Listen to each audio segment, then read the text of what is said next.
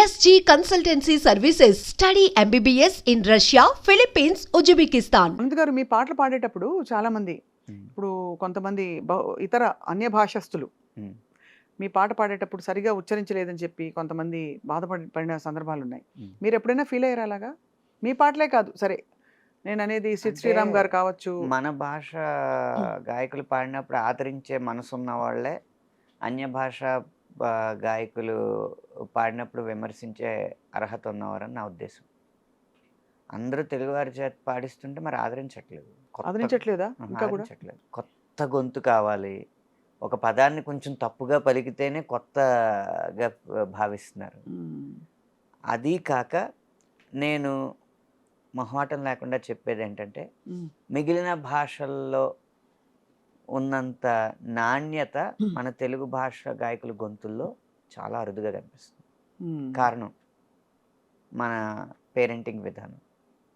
ఎవరు చిన్నప్పటి నుంచి ఇటు గాయకుడు అవ్వాలని చెప్పి తన పిల్లల్ని పెంచట్లేదు. ఇది సెకండరీగా ఉంచు, ముందు ఐఐటి కొట్టు, లేకపోతే మెడిసిన్ కొట్టు, అన్నీ కొట్టుకుని పుస్తకాలు వేసుకుని ఎత్తునేసి కొట్టుకో, ఇవన్నీ చెప్పిన తర్వాత వాడి సహజ సిద్ధంగా ఉన్న ఆశయానికి సెకండ్ ప్రిఫరెన్స్ ఇమ్మని, ఈ సమాజం మెచ్చే ఆశయం వైపు ఫస్ట్ ప్రిఫరెన్స్ ఇచ్చి కృత్రిమంగా ఆశయాన్ని జొప్పించి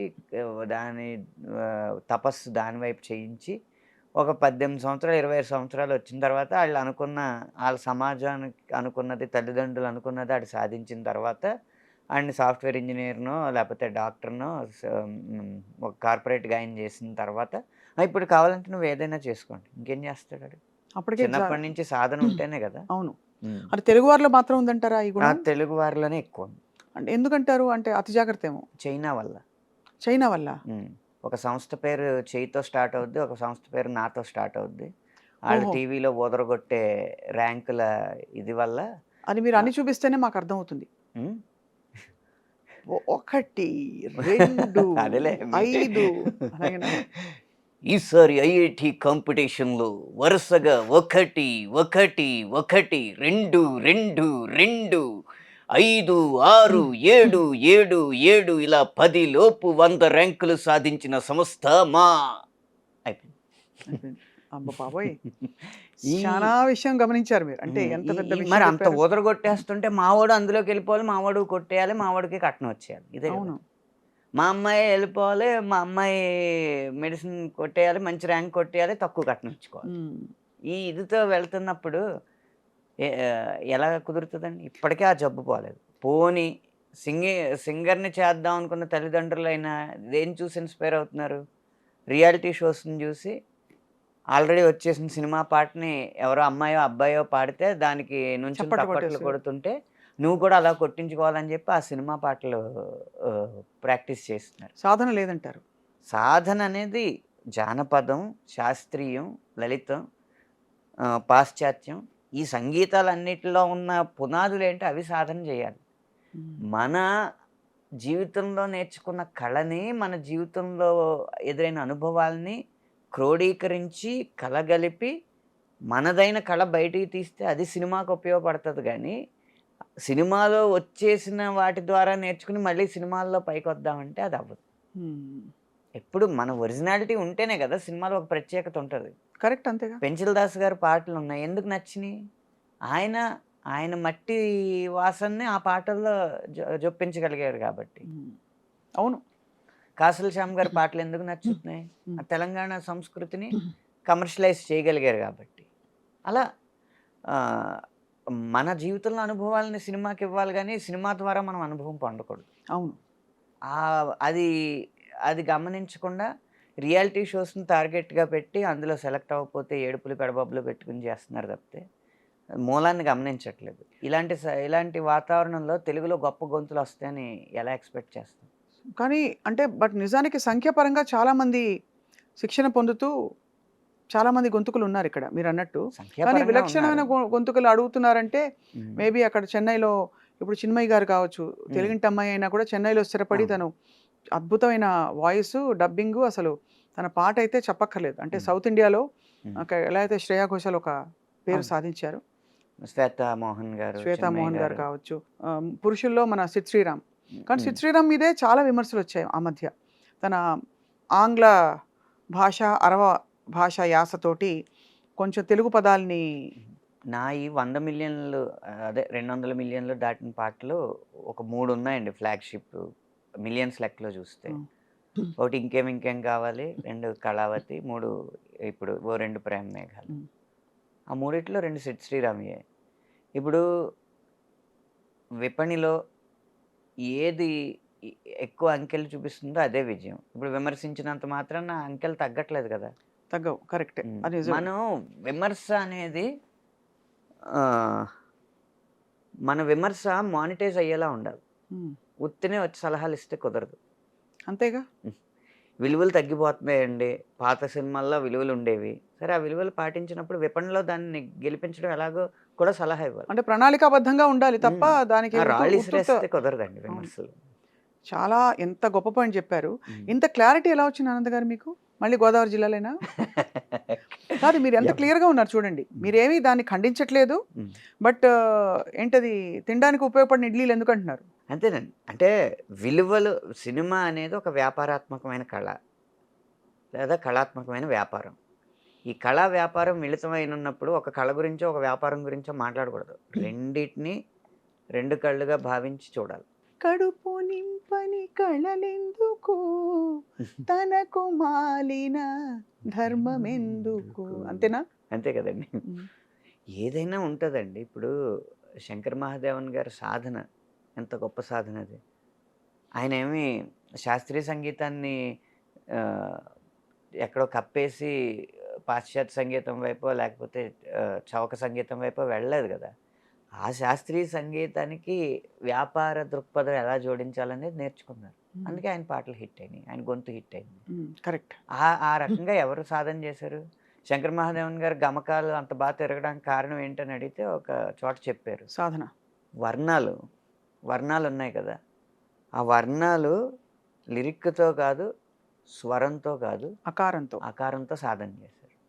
చిత్ర గారు కీర్తనలన్నీ అకారంతో సాధన చేశారు. ఇవన్నీ సాధనలు చేయిస్తున్నారా పేరెంట్స్? రియాలిటీ షోల వైపు చూస్తున్నారా? చైనా వైపు వెళ్తున్నారా? అలా చైనాలో చదివితే వచ్చే ప్రొడక్ట్స్ కూడా చైనా ప్రొడక్ట్స్ వస్తాయి, చూడడానికి బాగుంటాయి. గొప్ప మాట, టంగుమని చెంప చెల్లుమనిపించావు. మన పాత డైలాగ్ చెప్పారంటే. బట్ ఆనంద్ గారు, గాయకులకి ఇన్ని సాధనలు ఉంటాయి కదా, గేయ రచయితలకు ఏముంటాయి సాధనలు? అంటే మిమ్మల్ని మీరు నిత్యం నేర్చుకోవడానికి, లేదు మీ వొకాబులరీ కావచ్చు, ఇంకోటి కావచ్చు. గాయకుడికి నిజంగా కఠోర సాధన చేస్తే ఒక 6 సంవత్సరాల్లో, అప్పుడు దాకా మామూలుగా పాడని వ్యక్తి కూడా ఒక 6-7 సంవత్సరాల్లో గాయకుడు అవ్వచ్చు. రచయితకు కూడా సాధన ఉంటుంది, అది కూడా పుట్టుకతో వచ్చేదేం కాదు. కాకపోతే ఆ 6 కాదు 15 సంవత్సరాలు పడుతుంది. ఒకటి మౌలికమైన విషయాలు తెలుసుకోవాలి. ఏంటి పాట అంటే? ఫస్ట్ కవిత ఏంటి? లోపల ఆలోచన, భావాన్ని ఆలోచనగా, ఆలోచన పదంగా, పదాన్ని వాక్యంగా మార్చడం, వచ్చిన భావాన్ని అలా వాక్యంగా మార్చిన దాన్ని లయబద్ధంగా చేయడం పాట. అంతే కదా. ఇప్పుడు భావం ఎలా ఉండాలి?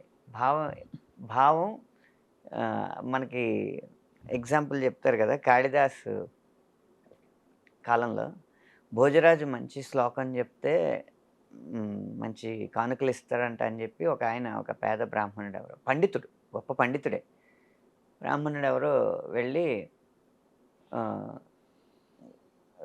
ఒక సత్రం దగ్గర ఒక లైన్ రాసుకుంటాడంట. దాని అర్థం ఏంటంటే, భోజనం దేహి రాజేంద్ర అని మొదలవుద్ది. భోజనం ఇవ్వు రాజా, అది నేతితో రుచికరంగా ఉండేలాంటి భోజనం కావాలి అంటాడు. ఇది మాటే. ఆ తర్వాత లైన్ ఏం రాయాలో రాదు.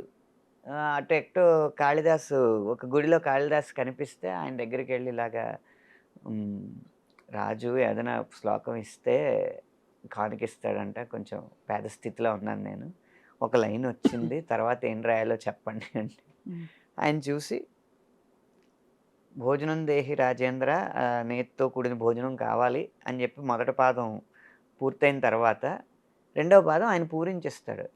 ఏంటంటే అది శరత్చంద్ర చంద్రికా ధవళ దది మాహిషంతు శరత్చంద్ర చంద్రికా ధవళ దది అంటే దది పెరుగు, ధవళ తెల్లని పెరుగు, చంద్రిక వెన్నెల్లాంటి తెల్లని పెరుగు, శరత్చంద్ర చంద్ర చంద్రిక చందమామ యొక్క వెన్నెల్లాంటి తెల్లని పెరుగు, శరత్చంద్ర శరత్ కాల ఋతువులో ఉన్న చందమామ వెన్నెల్లాంటి తెల్లని పెరుగు. అది దేనిది? ఆవుది కాదు, మాహిషంతు గేదెది కావాలి. ఎందుకంటే ఆవు పెరుగు కొంచెం ఎంతో కొంత పసుపు రంగులో ఉంటుంది. కరెక్ట్. కాబట్టి అలాంటి పెరుగుతో ముగించాలి భోజనం అని చెప్పి కింద ముగిస్తాడు అనమాట. ఇది కవిత్వం అవుద్ది, పైది వాక్యం అవుద్ది. ఎప్పుడైనా ఒక ఉపమానం ఒక ఉపమానం ఉండాలి, ఆ భావానికి తగ్గట్టుగా పదాలు ఎంచుకోవాలన్నమాట. అలా కవిత్వం పుట్టిన తర్వాత దాన్ని లయబద్ధంగా ఎలా పెట్టాలి? ఇప్పుడు శరత్చంద్ర చంద్రిక ధవళదది, మీరు ఆది తాళంలో పాడండి దాన్ని. శరత్చంద్ర చంద్రిక శరత్చంద్ర చంద్రిక ధవళదది, అదొక పాదం అవుద్ది. అప్పుడు తనన అది ట్యూన్ అవుద్ది. కింద పూరించుకోవాలి దాన్ని ఇంకో దాంతో. అలా ఆ ప్రక్రియని నెమ్మదిగా నేర్చుకుంటూ సాధన చేస్తే మన భావాన్ని ఆలోచనని వాక్యంగా, వాక్యాన్ని లయబద్ధంగా, ఆ లయని కావలసిన నడకలో ఆది తాళమా, ఖండమా, మిశ్రమా కావలసిన నడకలో పెట్టడం. ఇప్పుడు ఇలాంటి భావాన్ని ఇంకా కలోక్యల్గా చెప్పాలా, ఇంకా రాయల్గా చెప్పాలా అన్న పదాల ఎంపిక, ఈ ఎంపిక జరగాలంటే, కలోక్యల్గా జరగాలంటే ఎలాంటి జానపద రచనలు చదవాలి, రాయల్గా కావాలంటే ఎలాంటి ఉత్కృష్టమైన గ్రంథాలు చదవాలి, అవి పోగు చేసుకుంటా అలా సాగిస్తే పాట రాయడం వస్తుంది.